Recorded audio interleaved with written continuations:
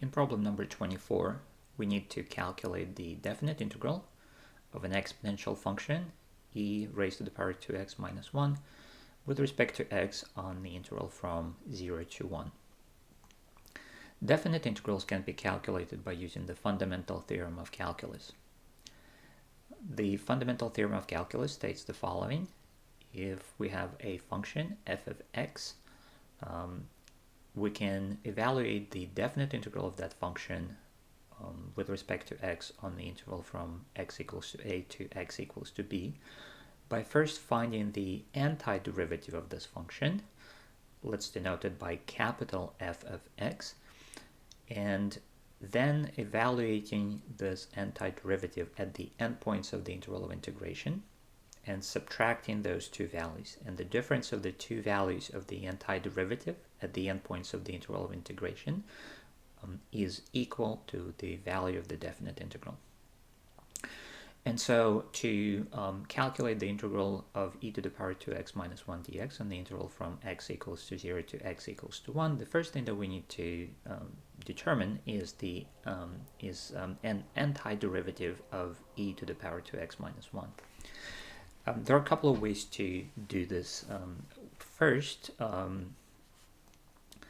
you may remember that the derivative of an exponential function, e to the power x, equals to e to the power x.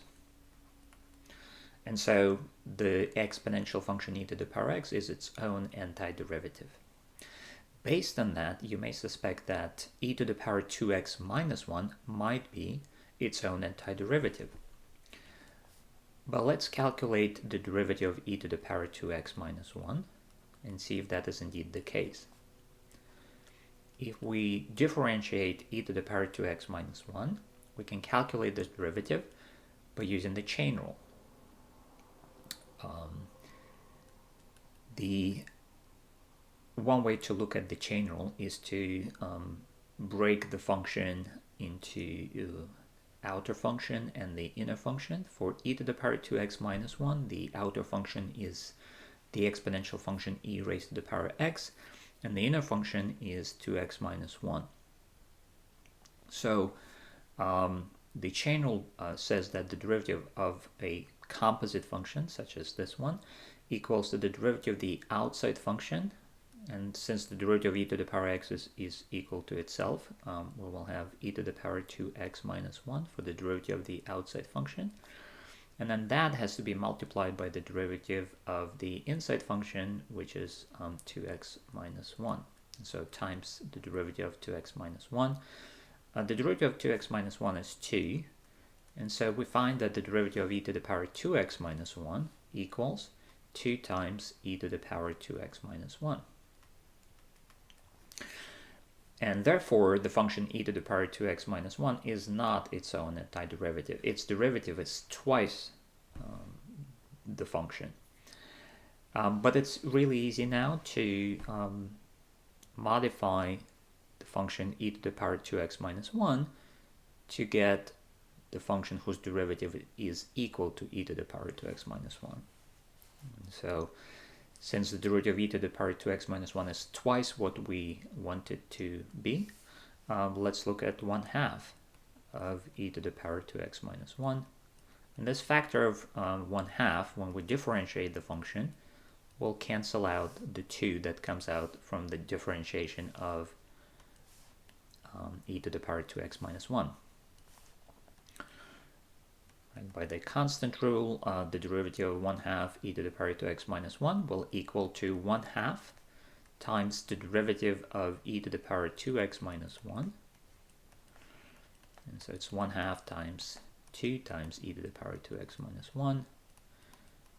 You see that 1/2 and 2 cancel out, and we just get e to the power 2x minus 1.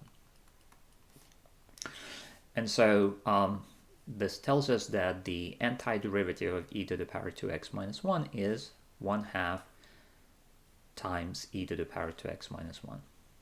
Now, let's apply the fundamental theorem of calculus.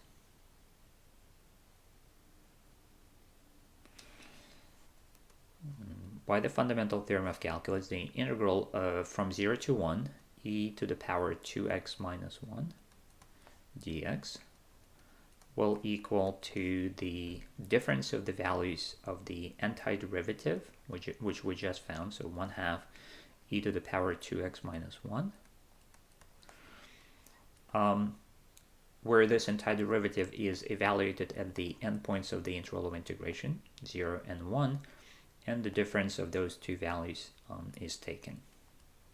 First, we plug in the upper limit, so we get 1/2 times e to the power 2 times 1 minus 1 minus, now we plug in the x equals to 0, minus 1/2 times e to the power 2 times 0 minus 1.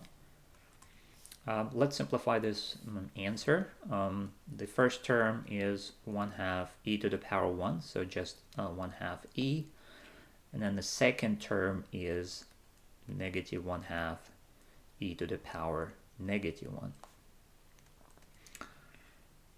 There are many different ways in which we can write this answer. I can factor out 1/2 and write this as 1/2 times e minus e to the power negative 1. We could also remember that e to the power negative 1 is 1 over e, and so we could write this answer as 1/2 times e minus 1 over 2e. Now let me show you a slightly different way of approaching this problem, which is useful also in calculating other integrals, and that is we can calculate this integral by making a substitution.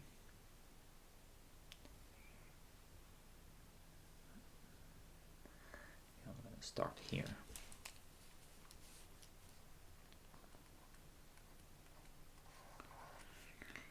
So once again, let's go back to the start of the problem. We need to calculate the integral from 0 to 1 of e to the power 2x minus 1 dx. If the exponent were just x, it would have been really simple to calculate this integral, because we would just have integral from 0 to 1 e to the power x dx would equal the antiderivative of e to the power x is itself, e to the power x. And then we would just simply plug in the limits of integration and quickly find the answer, e to the power 1 minus e to the power 0, e minus 1. But, of course, in the integral that we are looking at, the exponent is not x, it's more complicated, 2x minus 1. And that actually suggests that perhaps we could make a substitution. And so the second way of calculating this integral is using a substitution. We will substitute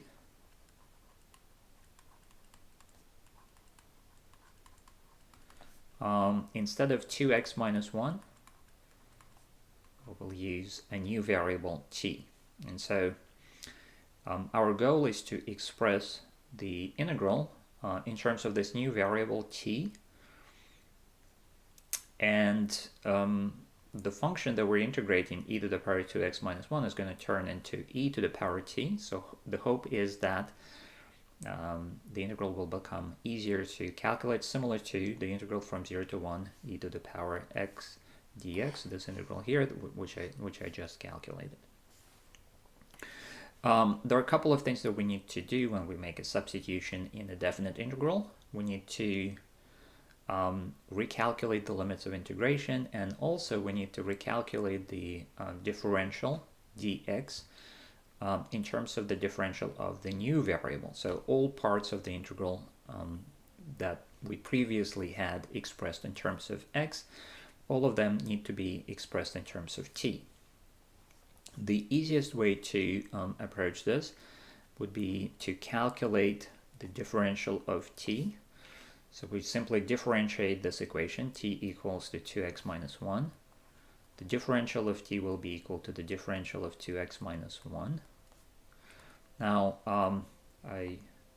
this is probably a good place to remind you what a differential is. Differential of a function, let's say f of x, equals to the derivative of that function, f prime of x, multiplied by dx, the differential of x. And so the differential of 2x minus 1, that would be 2, the derivative of 2x minus 1 multiplied by dx. And so what we find here is that when we're substituting t equals to 2x minus 1, dt equals to twice dx. Now we can solve this equation for dx. And to find that dx equals dt divided by t, 1/2 of dt. And going back to our integral here, this is what we will replace dx with. It's going to be replaced with dt divided by 2. E to the power 2x minus 1 is going to get replaced by e to the power t. Dx gets replaced by dt over 2, as we said. And now the only thing that remains for us to calculate are the new limits of integration. 0 and 1 used to be the limits of integration, but these are the values of x.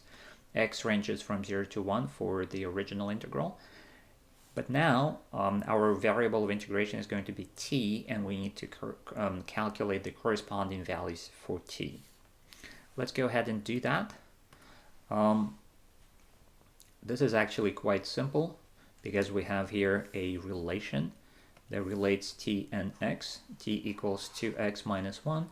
So by plugging in the original limits of integration as values of x into this equation, we will get the corresponding values for t. Okay, and let's see so what we get. When x equals to 0, t equals to 2 times 0 minus 1. That is -1.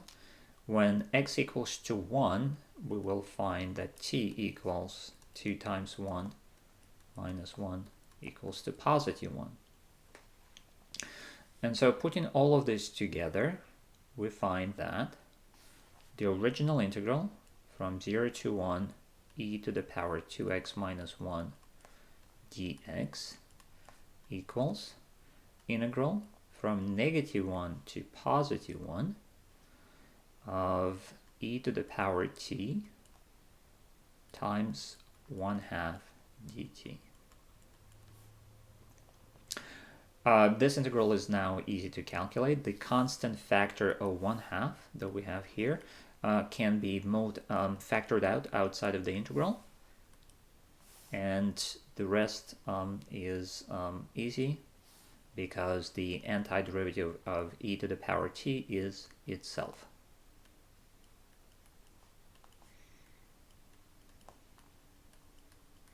And so we get that our integral equals to 1/2 e to the power t with evaluated at the endpoints of the integral of integration, 1 and -1, and then the difference of those values taken. And so we get 1/2 e to the power 1 minus e to the power -1. And of course, this is exact same answer that we found previously.